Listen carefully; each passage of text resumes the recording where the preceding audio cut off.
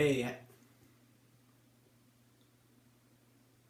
in today's video, we're going to talk about social media plans, step number 2, how to research your customers. As an online marketer, some of my biggest fears are all around producing content that nobody cares about. And I'm not sure if you felt that way before, but I definitely have, and I know that it's pretty ubiquitous.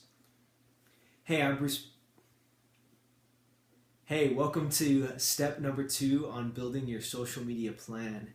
Today we're going to talk about how to research your customers. One of my biggest fears as a digital marketer is that whatever I produce or whatever I post won't be seen by anyone or won't be cared by anybody. And I've thought a lot about how to fix that demand. Hey, I'm Bruce Peck from MetMark.com. Hey, welcome to social media plan, step number 2, how to research your customers. As a digital marketer, often one of my biggest fears is that whatever I post and whatever I create won't actually get seen by anybody and nobody will care about it. So we're going to talk about the remedy to that today on how to do your customer research, which is really the way that you prevent your content from being irrelevant. So let's talk about what you're going to get out of today's video. The first thing is you're going to learn what the only thing is that makes a difference in marketing. The second thing, you're going to find 6 tools to help you to do your customer research. And number 3, you're going to find Chalene Johnson's advice at creating useful content. And all of these things are really going to allow you to be able to do powerful customer research that will make a difference in your business. If you haven't yet already done this, I'm sure if you're watching this video, you may have. But if you haven't downloaded the worksheet yet, you can get that at netmark.com/step2.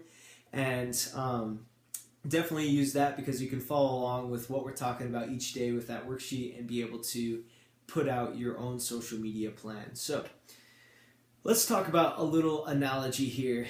So this is some guy using the wind to surf out here. So he's this little dude down here in the corner. And he has this cell, and this cell represents your marketing. And so he's following the wind, so he has a great time out there on the ocean, and he's really enjoying what he's doing. So let's take this in another sense. So this is also could be your marketing. And as you see here, it's bashed against the waves. It's a broken parasail. And it's because it doesn't have any wind. So I want you to think about for a second, what is the difference between these two? What's the difference between the one parasail and the other parasail? It's the wind. And what is the wind? You may be asking. And in my opinion, the wind is demand. So if you're following and adjusting yourself to the wind, which is demand, you're able to go really, really far with marketing. But if you don't have any demand, there's a you know? So if you understand your demand, then you really do understand marketing. If you understand how to find demand and how to capture demand, that's the essence of what marketing is. And so how do you find what your demand is? Well, you understand your customers because they're the ones that demand, that wind is coming from. And I feel like so many times when we're marketing, when we're trying to build our business, we're just trying to like with a little cell thing, like blow it up with our own hot air, like, you know, and expecting it to fly away or something like that. But it's just not the case. It's not how it's going to happen. It's only going to happen when we find the wind and we follow it, you know. So here's 6 tools to help you to be able to find the wind, to be able to really do solid customer research and find that demand. And so the first one is blog comments. So in whatever industry you're in, I'm like 195% sure that there's a blog somewhere out there about your industry, or there should be. So you could go online today and you can look up blog articles that have to do with what you're doing in your industry. So if you're I don't know, a photographer or something, you could look up like baby photography articles, and you'd go down the list. You'd see what the article is about. You'd read maybe some of the article, but then you can see at the bottom, okay, these are the questions that people are asking. These are the things that they're interested in. These are the things that they're most passionate about. Like, this is an article that does well. This is an article that doesn't do well. And all those things help you to understand and really get inside what the customer's head is like. So yeah, like it says on here, like what type of questions are they asking? What articles are getting lots of comments? And that should give you a good start to understanding like where you should start to think about researching with your customers. The second thing is competitors' websites. So when a competitor is doing really well and they have a product around something, then you can understand what problems they're already solving, what problems people want to have solved, and then what also potential problems you could solve for your customers. So competitors' websites are gold mines if they're successful. You know, like they're doing something right. So understand what they're doing right, and then understand what you could do right as well, maybe different from them, so you can compete well. You know, so that's number 2. Number 3 is keyword research. So you can go online and look up all kinds of different keywords related to your industry, like what's being searched, and then how can you answer those keywords, or like how can you. So it's like basically taking your list of blog questions and seeing, okay, in the real world, do people actually ask these questions? Like, is it more than just this one person? And so this is really validating what you assume to be true. Number 4 is Quora, and Quora is an excellent website to find questions and answers on a ton of different issues. I guarantee, like whatever your industry is, there's probably a wealth of knowledge on Quora about your customers.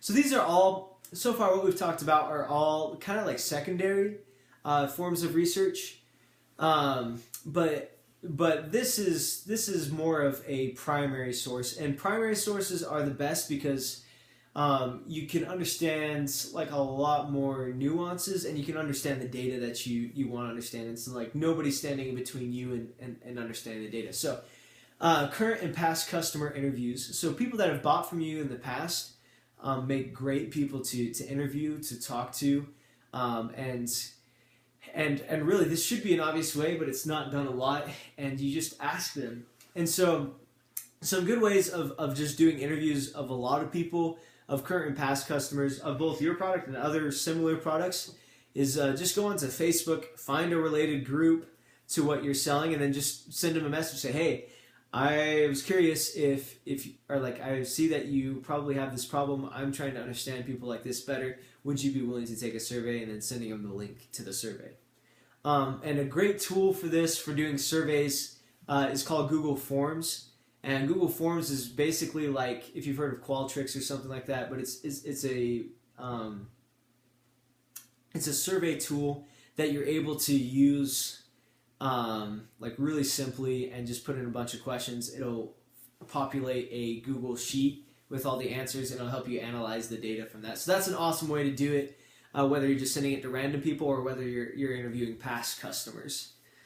And then finally, this is the Steve Jobsian approach, because his thought was, I always just wanted to design something for myself. That's what he always thought about with the iPod, the iPad, and all these different products. Like, what would he want? And so if you are or were a customer, or if and even more than that, if you can just put yourself in their shoes, you could be a valuable source of knowledge. You can ask yourself, what would you want if you were going to use this? Like, what would you want to experience? And so by putting yourself into their shoes, you can really understand what they're thinking and what they're feeling, and how to create an incredible experience for them. So, yeah, so that's the 6 tools. I can throw these back on here for 2 seconds so you can see them again. So blog comments, competitors' websites, keyword research, Quora, doing current and past customer interviews, and finally yourself, asking yourself, if you were the customer, what would you want to see? So I wanted to kind of take this all and kind of put it into a practical use for you. And this comes from Charlene Johnson. So the whole objective of customer research, the whole objective of going out and finding who your customers are and what they want, is so that you can talk to them as a friend and empathize with them, so you can speak empathetically with them, so they can understand that you know what they're going through, and you know how to help them solve what they want. Because if you think about it, if you're talking to your best friends, then you trust them implicitly, and so this is becoming best friends with your customers. So what Chalene Johnson's advice is so when you go out and produce content that you're aiming at these people, is talk with them one-on-one. Talk with them as if you're only talking to one person. And I think this is really powerful because it can help people to feel like you can solve their problem, that you can solve their issue, and know and really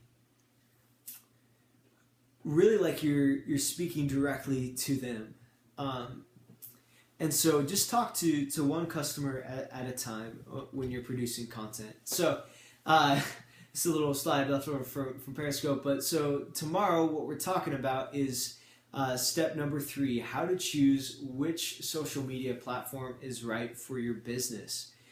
And so what I want you to do from this video is to go out and to start researching your customers. And obviously it's a process that could take a lot longer than just a day, but go out, get started with it, and then tomorrow we'll talk about which social media platform is right for your business. It's great talking to you again. You're going to do awesome with your social media plan.